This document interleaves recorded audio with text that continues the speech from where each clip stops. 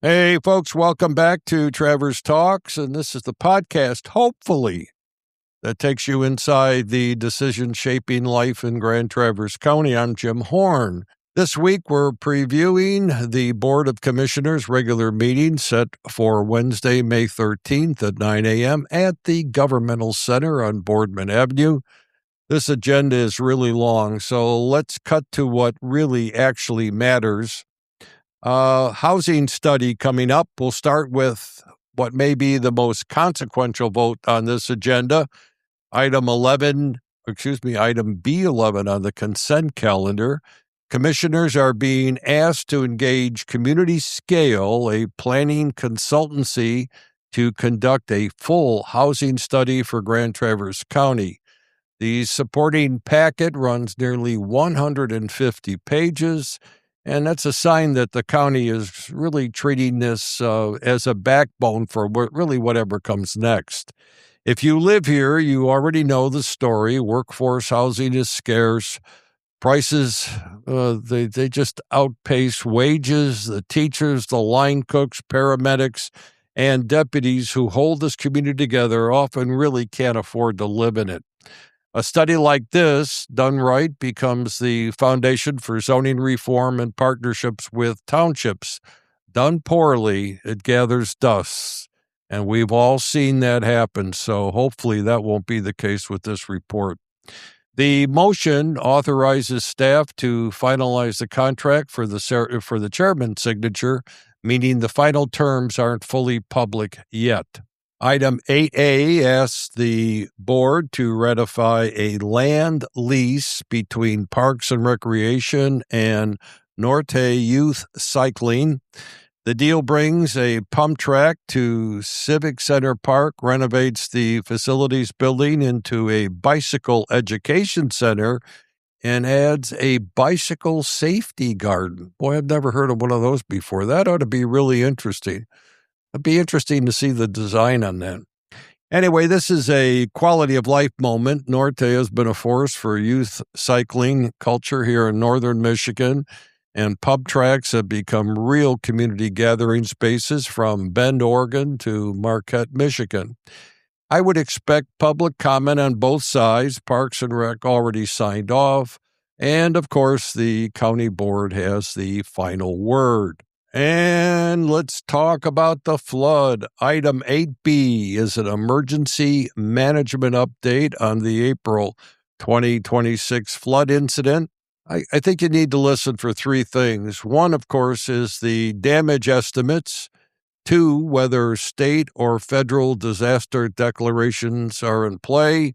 And three, any infrastructure recommendations on the table, like dams, roads, bridges, or whatever.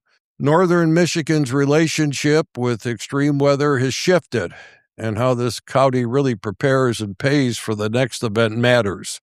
And there will be a next event.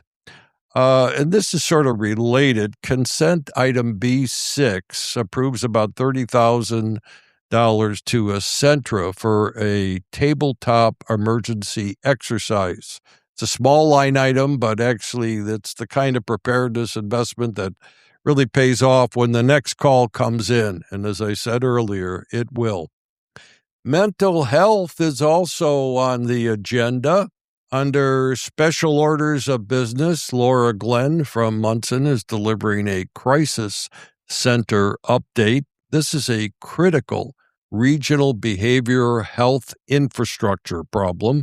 Listeners who follow this know how badly northern Michigan needs alternatives to emergency rooms and jails for people in mental health crisis. Pair this with the Northern Lakes Community Mental Health 2025 annual report on consent, and you have two major data points on one agenda. And I think you ought to watch this segment live, and you can find out where it's at if you go to the Grand Traverse County site, and you'll find out where you can watch this live, actually from your own home. The chain of lakes. Item B9 asks for a 90-day extension to the Chain of Lakes committee deadlines. The motion language is procedural. It preserves the board's process and allows time for analysis and recommendations. And here's the translation. Water quality, riparian rights, and lake management touch some of the most passionate constituencies in this county. Whatever the committee is working on isn't ready yet. A delay isn't necessarily a problem, but it's a signal. So let's see what happens when they come back in August.